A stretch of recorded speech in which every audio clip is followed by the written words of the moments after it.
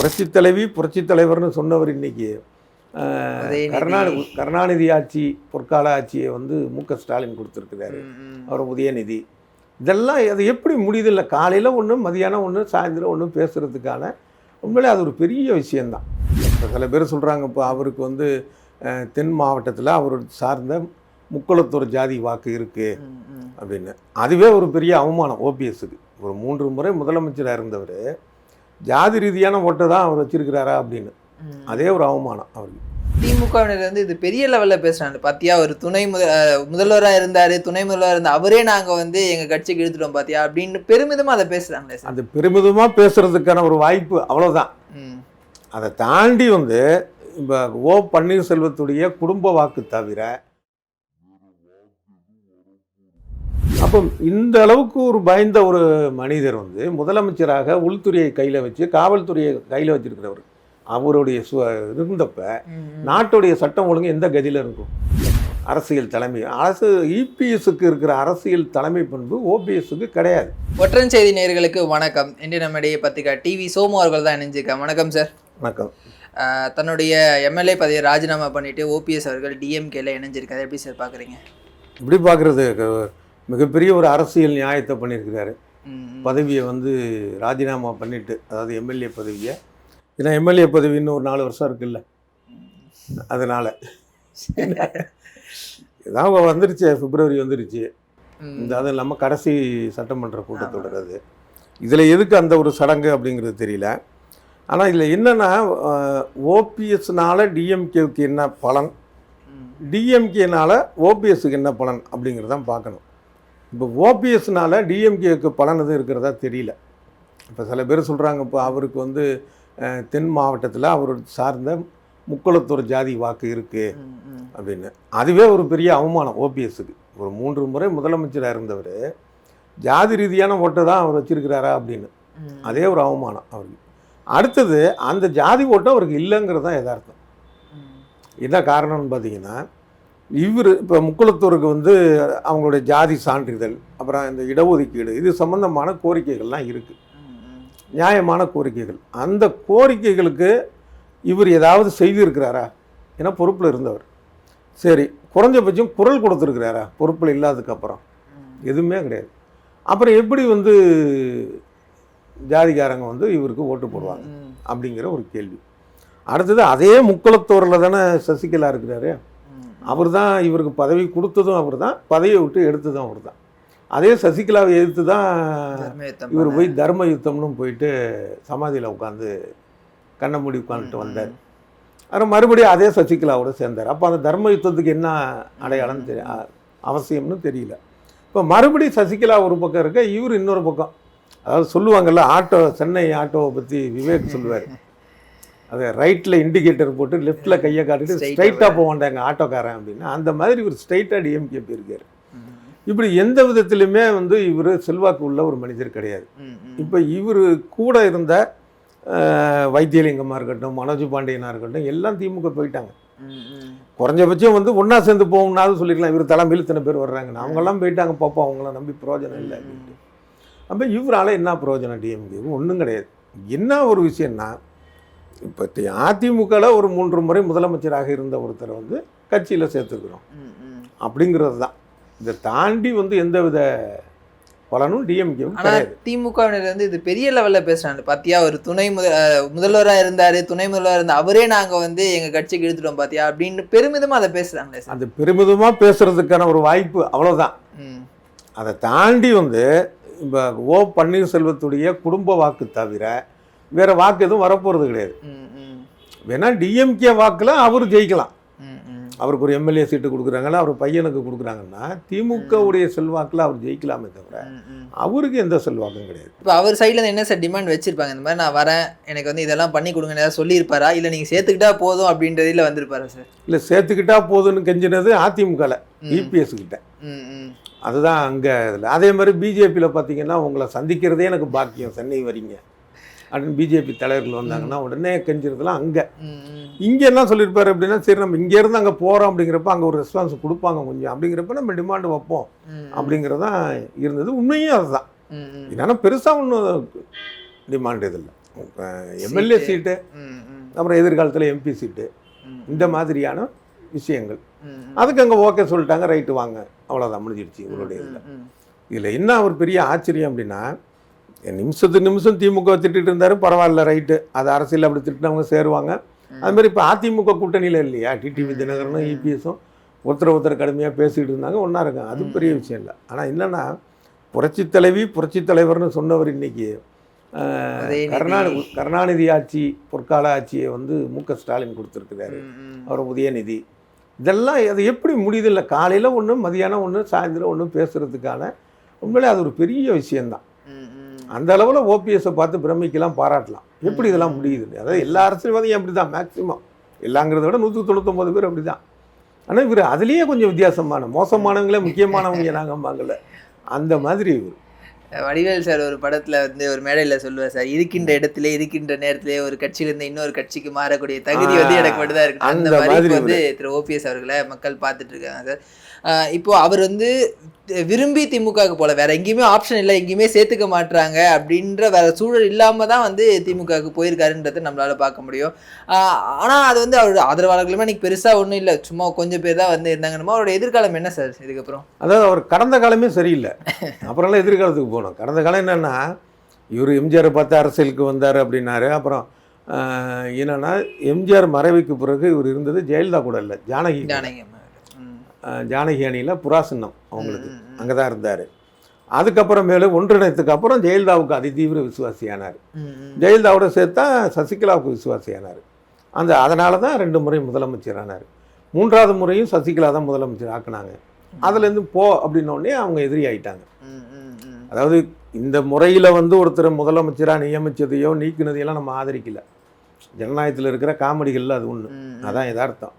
ஆனால் இவருடைய பார்வையிலேருந்து பாருங்களேன், யாரெல்லாம் ஆதரித்து போகிறாரோ கடைசியில் அவங்கள அதை எதிர்த்துக்கிறது. இவருடைய ஹிஸ்ட்ரியாக அந்த மாதிரி தான் இருக்குது. இப்போ அதே மாதிரி சசிகலாவுக்கு கூட மறுபடி நெருக்கமாகி சேர்ந்து தான் இயங்க போகிறாங்க போல இருக்குது இவங்க நினைக்கிற காலத்தில் டக்குன்னு அவங்களுக்கு கொடுத்து லெஃப்டில் இண்டிகேட்டர் போட்டு ரைட்டில் கையை காட்டி ஸ்ட்ரைட்டாக போயிட்டார். ஏற்கனவே விவேக் சொன்ன மாதிரி இந்த மாதிரியான இதில். அதே மாதிரி அதிமுகவில் இருந்தப்பையும் ஓபிஎஸ்க்கு உண்மையாக இருந்திருந்தாருன்னா என்ன தெரிஞ்சிருச்சு, ஓபிஎஸ் தான் அதுக்கு அப்படின்னு தெரிஞ்சிருச்சு. தன்னுடைய பலத்தை அவர் அதில் ப்ரூவ் பண்ணிட்டார். இப்போ 2021 தேர்தலில் ஒட்டுமொத்தமாக பார்த்தீங்கன்னா அதிமுகவுக்கு தோல்வி அப்படிங்கிற மாதிரி இருந்தாலும் 75 இடங்களை வாங்கியிருக்கு. திமுகவுக்கும் அதுக்கு அதிமுகவுக்கும் தனிப்பட்ட முறை 2 கணக்கு வச்சு பார்த்தீங்கன்னா 3 பாயிண்ட் சம்திங் தான் ஓட்டு வித்தியாசம். இந்த அளவுக்கு ஒரு பண்ணியிருக்கிறாருங்கிறப்ப அதிமுக இபிஎஸ் தான் அதிமுக தெரிஞ்சுது. அப்போ திமுக அன்பழகன் இருந்த மாதிரி இவர் இருந்திருந்தாருன்னா அங்கே இருந்திருக்கலாம். அவரையும் எழுத்துக்கிட்டு தான் ஏதோ பெரிய ஒரு அரசியல் தலைமை, இபிஎஸ்க்கு இருக்கிற அரசியல் தலைமை பண்பு ஓபிஎஸ்க்கு கிடையாது. இப்போ உதாரணமாக பார்த்தீங்கன்னா இபிஎஸ் வந்து இது ஆட்சியில் இருந்தப்பயே, அதாவது பாஜக ஆட்சியில் இருந்தப்பயே தானே அவங்க கூட்டணி வேணான்ட்டு போனார்.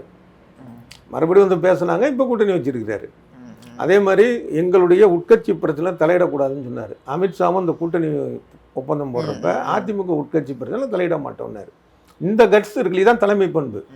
அதே மாதிரி இவர் முதலமைச்சராக இருந்தப்பையும் நீட்டு எடுக்க முடியாதுன்னு தெரிஞ்சு போச்சு. உடனே 7.5% கொண்டு வந்தார்ல கிராமப்புற அரசு பள்ளி மாணவர்கள் அப்படின்ட்டு. இப்போ இந்த மாதிரிலாம் இவர் இருந்துருப்பாரா? முடியாது. யாரு ஓபிஎஸ்க்கு முடியாது. அடுத்தது அதீதமான நிதானம். இப்போ இதே பாரு, தன்னை வந்து ஒன்றுமே இல்லாதப்போ கூட தான் கூட இருந்த வைத்தியலிங்கம், மனோஜ் பாண்டியெல்லாம் நொந்து போய் அங்கே போனதுக்கு அப்புறமேலே முடிவு எடுக்கிறாரு நம்மளும் திமுக போகலான்ட்டு. அது முடிவு பண்ணியிருந்தா, அதாவது இந்த அதீத நிதானம் அப்படிங்கிறது. அதே போல் வந்து யதார்த்தத்தை வந்து புரிஞ்சு கொள்வது இல்லை, ஒரு தைரியம் கிடையாது. இப்போ டிடிவி தினகரன் வந்து ஆரம்பத்தில் அதிமுக அப்படின்னாரு, அப்புறம் சூழ்நிலை புரிஞ்சுக்கிட்டாரு. சரி என்ன பண்ணாரு, உடனே தனியாக ஒரு கட்சி வச்சார், அதை போட்டியிட வச்சார் அந்த கட்சி. இப்போ அதே மாதிரி வார்த்தைகளை ஜாக்கிரதையாக விட்டார் டிடிவி தினகரன். அமமுக ஆரம்பிச்சதுக்கப்புறம் நாங்கள் தான் அதிமுகன்னு சொல்லல, ஓரணி, அம்மாவின் பிள்ளைகள், ஓரணியில் இணைவோம், இப்படியான வார்த்தைகள். அப்போ என்னென்னா அதிமுகக்குள்ளே நாங்கள் நுழைவோன்னு அவர் சொல்லலை, கூட்டணியாக இணைவோம் அப்படிங்கிறது. அப்போ எடப்பாடிக்கு அது பிரச்சனை இல்லாமல் போச்சு. ஏன்னா கட்சியை வந்து காப்பாற்றி ஆகணும், கட்சியில் வந்து இவங்களை வர வேண்டாம்னு அவர் நினைக்கிறார். அப்போ கூட்டணினா அது ஓகேன்னு. இவர் அப்படி இல்லாமல் உரிமை மீட்பு குழுன்னு ஒன்று வச்சுக்கிட்டு அப்புறம் அங்கே கேஸு மேலே கேஸாக போட்டு அதிமுக தலைமையகத்தில் பிரச்சனை பண்ணி, இது எல்லாமே தப்பு. நீ அதாவது சொல்லுவாங்கள்ல, நீ உடைத்தது எல்லாமே வீணாக போன ஃபர்னிச்சர் தான், அப்படிங்கிற மாதிரி இவர் செய்தது எல்லாமே அவருக்கே வந்து எதிர்மறையான ஒரு விஷயமா ஆயிடுச்சு. அதனால் அவருக்கு கடந்த காலமே வந்து கேஸ் ஹிஸ்ட்ரியே சரியில்லை. ஆனால் எதிர்கால ஹிஸ்ட்ரி எப்படி இருக்கணும் அப்படின்லாம் சொல்ல முடியாது. இப்போ அதிகபட்சம் அவர் பையனுக்கு சீட்டு கிடைக்கலாம், அவ்வளோதான். இல்லை இன்னொன்று யதார்த்தமாக யோசனை பண்ணி பாருங்கள். திமுகவில் நிற்கிறாரு, எம்எல்ஏ அண்ணன் ஜெயிச்சிடறான்னு வச்சுக்கோங்க. ஜெயிச்ச அன்னைக்கு ஒரு பேச்சு இருக்கும், பொது தேர்தலில் ஜெயிச்சிருக்கிறோம், முன்னாள் முதலமைச்சர் இந்த கட்சியில் ஜெயிச்சிருக்கும். அதுக்கப்புறம் என்ன தேவைப்பது ஒன்றும் இல்லை, தோத்துட்டாருன்னு முடிஞ்சு போச்சு, அவ்வளோதான். இப்போ பண்டுட்டி ராமச்சந்திரன் இவருக்கு ஆலோசகராக இருந்தவரே சொல்கிறாரு ஃபினிஷ் அப்படிங்கிறாரு. அந்த அளவுக்கு தான் ஆகிப்போச்சு சார். அதே மாதிரி வந்து திரு ஓபிஎஸ் அவர்கள் மீது இருக்கக்கூடிய இன்னொரு குற்றச்சாட்டு வந்து அவர் தன்னிச்சையாக முடிவெடுக்க மாட்டார். நீங்கள் சொன்ன ரொம்ப அதீத நிதானம் அப்படின்னு வந்து அவர் தர்ம யுத்தம் நடத்தும் போது கூட வந்து நான் குருமூர்த்தி சொன்னார் நான் வந்து தர்ம யுத்தம் பண்ணேன் அப்படின்னு சொன்னார். அதுக்கப்புறம் அமித்ஷா சொன்னார் நான் வந்து எடப்பாடியோட சேர்ந்தேன் அப்படின்னு வந்து சொன்னார். அப்புறம் வந்து சுற்றி இருக்கலாம் சொன்னார்னா நாடாளுமன்ற தேர்தலில் போட்டு அவர் தண்ணி 3 முறை முதல்வராக இருந்திருக்காரு, எம்எல்ஏ இருந்திருக்காரு, மினிஸ்டர் இருந்திருக்காரு. ஒரு அந்த தன்னிச்சையான முடிவெடுக்கிற தைரியம் கூட அவருக்கு இல்லையே. இல்லை, இன்னும் என்னென்னா சரியான கேள்வி கேட்டீங்க. அப்போ அதே மாதிரி சசிகலா வந்து இவரை முதலமைச்சராக வேண்டாம் போ அப்படிங்கிறாங்க, ரிசைன் பண்ணி கொடுக்குறாரு. வேறு யாராவது வருவாங்களா ஒன்று. இன்னொன்று வந்துட்டு சொல்கிறேன் நான் மிரட்டினாங்கங்கிறாரு. அப்போ இந்த அளவுக்கு ஒரு பயந்த ஒரு மனிதர் வந்து முதலமைச்சராக உள்துறையை கையில் வச்சு காவல்துறையை கையில் வச்சிருக்கிறவர் அவருடைய இருந்தப்ப நாட்டுடைய சட்டம் ஒழுங்கு எந்த கதியில் இருக்கும்? அப்போ எந்த தகுதியுமே இல்லையா? இப்போ நீங்கள் பட்டியல் போட்டது எல்லாம் கரெக்டு. அது ஏன்னா அவர் சொன்னார் நான் இதை செஞ்சேன், இவர் சொன்னார் நான் நீ நினைச்சு என்ன பண்ண? ஒன்றும் இல்லையா? உட்கார சொன்னாங்க, உட்காந்தேன் சிஎம் சீட்டில். போக சொன்னாங்க, வந்துட்டேன். அவங்க தான் சொன்னாங்கன்ட்டு அழுகுற மாதிரி இருக்கு. என் முட்டாயை பறிச்சுக்கிட்டான்னு பிள்ளைங்க அழுகுற மாதிரி. இப்போ இவருக்கு என்ன ஒரு தகுதி இருக்குது? தலைமை பண்புங்கிற விஷயமே இல்லையா? மேபி அதனால தான் வந்து இதில் இன்னொரு இது நம்ம சொல்லணும். இப்போ எடப்பாடி பார்த்தீங்கன்னா அண்ணாமலை வந்து ஜெயலலிதாவை வந்து தரம் தாழ்ந்து பேசினார். அவர் வந்து தலைவராக இருக்கும் வரை கூட்டணி இல்லை. அதே மாதிரி பாஜக அண்ணாமலையை தூக்குனாங்க, கூட்டணி வச்சாரு திரும்ப. இப்போ இவர் வந்து அந்த பொறுப்பில் இருக்காரு வச்சுக்கோங்க, கட்சிக்கான பொறுப்புலையோ இல்லை முதலமைச்சரான பொறுப்புலையோ இருந்தால் என்ன ஆயிருக்கும்? அப்படியே பாஜகவுக்கு கொண்டு போய் சேர்த்துருப்பாரு. அது ஒன்று எந்த விதத்துலையுமே இவர் வந்து ஒரு தகுதியான ஒரு நபராக இல்லை. ஸோ அதே மாதிரி சார் இப்போது திரு எடப்பாடி அவர்களுக்கு ரூட் கிளியர் அப்படின்னு சொல்லாமா சார்? ஏன்னா இப்போ ஒரு ஓபிஎஸ் வந்து ஒரு பக்கம் பிரச்சனையாக இருந்தார், அவர் திமுகவுக்கு வந்து போயிட்டாரு. இன்னொரு புறம் வந்து சசிகலா இருந்தாங்க, அவங்க இப்போ ஒரு கட்சி தொடங்க போகிறேன் அப்படின்ற மாதிரி சொல்லிட்டாங்க. எதிர்த்து பேசின டிடிவி இப்போ கூட்டணி கண்டார். ஸோ எடப்பாடியோட தலைமை கிளியர் ஆகிடுச்சு, அதிமுக ஒட்டுமொத்தமாக கைப்பற்றிட்டாரா சார்? இல்லை என்ன சொல்லணும்னா ஒட்டுமொத்தமாக அதிமுக அவர் தான், தவிர அந்த கைப்பற்றினாருங்கிற வார்த்தை கூட தவறு தான் நினைக்கிறேன். ஏன் அப்படின்னா அவருக்கு அடிமட்ட தொண்டராக இருந்து வந்தவர் சந்தர்ப்ப சூழ்நிலையில் தான் முதலமைச்சர் ஆனார், இது தெரிந்த ஒரு விஷயம். அதே நேரத்தில் அடுத்தடுத்த மூவில் அவர் வந்து அந்த தலைமை பகுதிக்கு பதவிக்கு இவர் போனார் அப்படிங்கிற ஒரு அந்த வாய்ப்பு கிடச்சி இருந்தார். தவிர அதை தக்க வைத்துக் கொள்வதன் மூலமாக கட்சியையும் வந்து கரை சேர்த்தார் தான் சொல்லணும். அந்த 2021 ஆமாம், அந்த ஜெயலலிதா மறைவுக்கு பிறகு அவர் பண்ண ஆட்சி. ஏன்னா அப்போ பெரிய ஃபெமிலியர் இது இல்லை. இப்போனா எடப்பாடினா எல்லாருக்கும் தெரியும், வந்த புதுசில் தெரியாது. அந்த மாதிரியான ஒரு சூழல். அதுக்கப்புறம் கட்சியையும் காப்பாற்றினது, ஆட்சியை கொண்டு வந்துச்சு. இதெல்லாம் வந்து பார்க்குறப்ப மிகப்பெரிய ஒரு விஷயமா இன்றைக்கி வந்து அதிமுகனா அவர் தான் அப்படிங்கிறது தான் அது யதார்த்த உண்மை. ரெட்டைலேஷன்னா அதிமுக எல்லாமே அவர் தானே. இப்போ அந்த அளவுக்கு வந்துட்டார். இப்போ கூட பார்த்தீங்கன்னா ஒரு பக்கம் திமுக ஆளுங்கட்சி இங்கே அதை எதிர்த்து அரசியல் பண்ணணும், இன்னொரு பக்கம் மத்தியில் ஆளுங்கட்சி பாஜக அது கூட்டணியில் இருந்தாலும் அதுக்கிட்டையும் அரசியல் பண்ணணும், இல்லைன்னா விழுங்கிடும். அப்புறம் இன்னொரு பக்கம் டிடிவி தினகரன் அவர் கூட்டணியில் தான் இருக்கிறாரு, இருந்தாலும் அவர்கிட்டையும் கவனமாக தான் இருக்கணும். ஒரு அரசியல்வாதிக்கு இவ்வளோ விஷயங்கள் தேவை. இபிஎஸ் வந்து மலை மாதிரி இங்கே இருக்கிறாருன்னா ஓபிஎஸ் வந்து மறு மாதிரி இங்கே இருக்கிறாரு. அது எப்படி வந்து இபிஎஸ் போய் இவர் தன்னுடைய எதிரின்னு நினைச்சாருன்னே தெரியல. அது நினைக்கிறதுக்கு குறைஞ்சபட்சம் ஒரு நியாயம் இருக்கணும், ஒரு ஒன்றுமே இல்லை. மேபி அவர் வந்து நமக்கு கீழே இருந்தவர், நம்மளோட ஜூனியரு, அவர் வந்து கட்சியை டேக் ஓவர் பண்ணிட்டாரு அப்படின்ற அந்த ஒரு ஈகோ கூட இருக்கலாம்ல சார்? அவருக்கு இருக்கலாம், அது சரியா அப்படிங்கிறது தான் நம்முடைய கேள்வி. இப்போ ஒன்றும் இல்லை, இப்போ நடிகர் ரஜினி இருக்கிறாரு, அவரை விட சீனியர் தான் ஓமகுச்சி நரசிம்மன். அப்போ ரஜினிக்கு வந்து ஹீரோவை போட்டு அதிக சம்பளம் கொடுப்பாங்களா? ஓமகுச்சி நரசிம்ம சீனியருங்கிறனால கொடுப்பாங்களா அதிக சம்பளம் கொடுத்து ஹீரோ வாங்க? சீனியாரிட்டிங்கிறது முக்கியம் இல்லைன்னு சொல்லுவேன். ஆனால் அது மட்டுமே முக்கியம் இல்லை, செயல்பாடு எப்படி, தலைமை குணம் எப்படி, இதை தான் நம்ம இது பண்ணுவோம். அதில் எதுவுமே இல்லையே அவருக்கு. இப்போ நான் உடையாந்து வந்து முன்னாடி உட்காந்துட்டேன் அப்படிங்கிறனாலேயே வந்து கிடைக்கிறதுக்கு வந்து ட்ரெயினில் அன்ரிசர்வ்டு சீட்டு கிடையாது, நான் சீக்கிரம் வந்து ஏறிட்டேன் அப்படிங்கிறது. ஒரு வாழ்க்கை பயணம்ங்கிறது வந்து என்னென்னா ஒவ்வொரு நிமிடத்திலும் நம்முடைய தகுதி தராதரத்தை உயர்த்தி கொள்வது அப்படிங்கிற ஒரு விஷயம் இல்லை, அது இல்லை. ஓபிஎஸ் தன்னுடைய சொந்த தகுதி தராதரம் பொருளாதாரத்தை உயர்த்துறங்கிறது அது வேற. ஒட்டுமொத்தமாக ஒரு அரசியலில் வந்து செயல்பாடுங்கிறது வேற. அது இல்லை ஓபிஎஸ். சார் இன்னொரு புறம் வந்து சசிகலா அவர்கள் புது கட்சி தொடங்க போகிறேன் அப்படின்னு வந்து சொல்லியிருக்காங்க. கொடிலாம் கூட அறிமுகப்படுத்தி இருந்தாங்க. அவங்களுடைய அரசியல் இதுக்கப்புறம் எப்படி சார் இருக்கு? இப்போ அவங்களையும் அப்படி தான் சொல்கிறாங்க. தென் மாவட்டத்தில் முக்குளத்தூர் வந்து இவர் பக்கம் நிற்கிறாங்க அப்படின்னு. ஆனால் அதெல்லாம் யதார்த்தமே கிடையாது. முதல் விஷயம் என்னென்னா, தமிழ்நாட்டில் ஜாதி ரீதியாக உருவாகி செல்வாக்கோடு இருக்கிறது ரெண்டு கட்சி தான். ஒன்று பாமக, இன்னொன்று விசிக. அதே நேரத்தில் ரெண்டு கட்சியுமே ஜாதி கட்சியாக தலித் பேந்தருங்கிற அமைப்பிலேருந்து விடுதலை சிறுத்தையில் வந்துச்சு. வன்னியர் சங்கத்திலேருந்து பாமக வந்து ஜாதி ரீதியாக தான் வந்தாங்க. ஆனால் அடுத்தடுத்த கட்டத்தில் இவங்க எல்லோருக்குமான கட்சியாக ஆகிட்டாங்க. இப்போ பாமகவுடைய போராட்டம்ங்கிறது 108 ஜாதிக்கு அப்போ வந்து எம்பிசி கிடைச்சி. பாமக வன்னியர் சங்கம் நடத்தின போராட்டம். இன்னைக்கும் வந்து அவங்களுடைய கொள்கை தலைவர்களாக மார்க்ஸ் வச்சிருக்கிறாங்க, அம்பேத்கர், பெரியார் இப்படின்னு. அதே போல் பாமகவில் பார்த்தீங்கன்னா அவங்க இதில் வந்து சட்ட விதிகளே பொதுச் செயலாளர் வந்து பட்டியலினத்தவர் இருக்கணும் அப்படின்னு இருக்கு அப்படின்னு. அதே மாதிரி பட்டியலினத்தை சேர்ந்தவங்களை மத்திய அமைச்சர் ஆக்குனாங்க. ஒரு முதலமைச்சரை நாங்கள் ஆக்குவோம் பட்டியலினத்தில்தான் சொன்னாங்க. இதெல்லாம் ஒரு பக்கம். அது மாதிரி விசிகே எடுத்துக்கிட்டீங்க அப்படின்னாலும் அங்கே சிறுபான்மையினத்தை சேர்ந்த எம்எல்ஏவே இருக்கிறார். அதே மாதிரி பிற்படுத்தப்பட்ட வகுப்பை சேர்ந்த எம்எல்ஏ, அதுவும் வன்னியர் இருக்கிறார். இப்படி இந்த ரெண்டு கட்சியுமே ஜாதி பின்புலத்திலேருந்து வந்தால் கூட அதை தாண்டி ஒரு வெகுமக்கள் இயக்கமாக ஆயிடுச்சு. அதை மீறிய விமர்சனங்கள் ரெண்டு கட்சி மேலேயும் உண்டு. நான் இல்லைன்னு சொல்ல வரல, நான் முழுக்க வக்காலத்து வாங்கலை. ஆனால் யதார்த்தம் பார்த்தீங்கன்னா ரெண்டு கட்சிக்கும் உள்ள ஒரு ஒற்றுமை என்னென்னா, ஜாதி கட்சியிலிருந்து முளைத்து இது பரவலான கட்சியாக கிளைத்து விட்டன. இதுதான், இது விதிவிலக்கு. இதை தவிர வேறு எந்த ஜாதிக்கும் எந்த கட்சி இருந்தாலும் அது வந்து செல்லாது. இப்போ முக்குளத்தோர் விஷயத்துக்கு வருவோம். ஓபிஎஸ்க்கு சொன்னது சசிகலாவுக்கும் பொருந்தும். இப்போ ஓபிஎஸ்க்கு எப்படி வந்து அவர் வந்து முக்குளத்தோருடைய இந்த ஜாதி சான்றிதழ் பிரச்சனை, இடஒதுக்கீடு பிரச்சனைக்கு பேசலையோ, அதே மாதிரி இவ்வளோ செல்வாக்காக இருந்ததாக சொல்லக்கூடிய சசிகலா அதை பற்றி செய்யவும் இல்லை, பேசவும் இல்லை.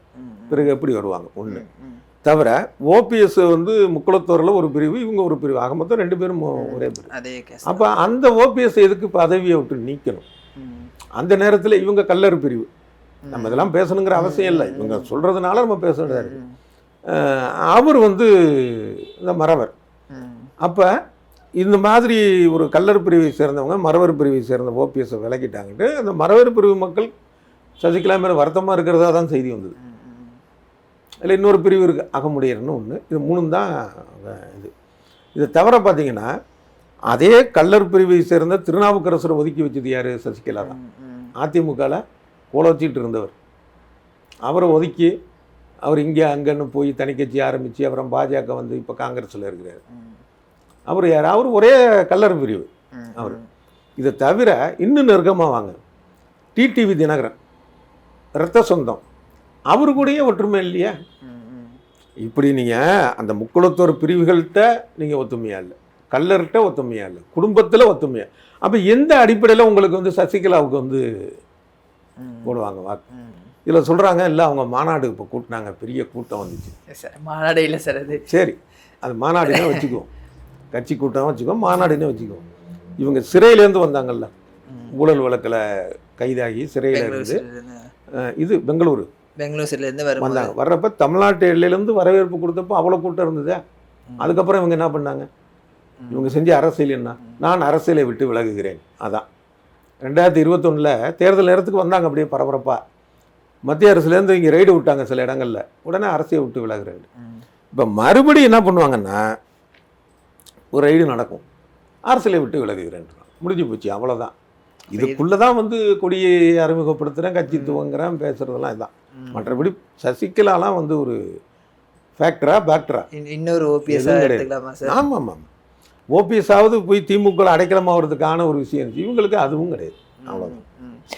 நீங்கள் சொல்ல மாதிரி திரு ராமதாஸ் அவர்கள் பற்றி பேசுனீங்க. அவருமே இன்னும் எந்த நிலைப்பாடு இருக்காரு அப்படின்றது தெரியாமே இருக்குது. ஏன்னா ஒரு பக்கம் வந்து அன்புமணி கட்சியை வந்து கைப்பற்ற அப்படின்னே சொல்லலாம். அவர் சட்டப்படி அவர்கிட்ட தான் கட்சி இருக்குது அப்படின்னும் போது இவர் என்ன சார் பண்ண போகிறாரு?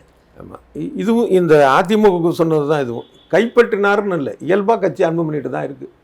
இப்போ சட்ட ரீதியாக பார்த்தாலும் தேர்தல் ஆணையம் சொல்லிடுது, கட்சி பெயர், தேர்தல் சின்னம் எல்லாம் அது. அதே மாதிரி பார்த்தீங்கன்னா நிர்வாகிகள், அதாவது இவரை வந்து தலைவர்லேருந்து நான் நீக்கிறேன்னு சொன்னார் அன்புமணி, இவர் ராமதாஸ் அவரை தலைவராக தேர்ந்தெடுத்த அதுக்கு முன்னாடி இருந்த அந்த உண்மையான நிர்வாகிகள் இருக்காங்களா, பொதுக்குழு செயற்குழு அது அவங்க தான் உண்மையான கட்சி. அவங்க எல்லாம் அன்புமணி தான் அவர் ஆதரவாளராக அவருடைய பற்றாளராக இருக்கிறாங்க. இதர நிர்வாகிகள் இருக்காங்க. அதுக்கப்புறம் புதுசாக அவர் போட்டுகிட்டே இருக்காரு. அது சட்ட அங்கீகாரம் கிடையாது. அது ஒன்று. இன்னொரு விஷயம் வந்து என்ன அப்படின்னா, இப்போ திமுக ஆட்சியை இப்போ விமர்சித்து ஒரு 100 நாள் பயணம் போன சமயத்தில் அன்புமணிக்கு மக்கள் அளித்த ஆதரவு. ஆக கட்சி ரீதியாக அது சட்ட ரீதியாகவும் அன்புமணி தான் பாமக சின்னம் அவருக்கு தான். நிர்வாகிகள் ரீதியாக, பொதுக்குழு ரீதியாக, மக்கள் தொண்டர்கள் ரீதியாக, இப்படி எல்லாத்துலேயும் இவர் தான். அந்த பாமக இருக்கிற இடத்துக்கு இவரை எப்படி கூப்பிடுவாங்க? தவிர இவர் கட்சிக்குன்னு ஒன்று ஆரம்பித்தா என்ன பேர் வைப்பார்? சின்ன மாம்பழத்துக்கு இல்லை. இதை தவிர இன்னொரு விஷயம், இந்த காலத்தில் வந்து திடீர்னு சின்னம் கொடுத்தா கூட உடனே கொண்டு போயிட முடியும். அது ஒரு பெரிய விஷயம் இல்லை.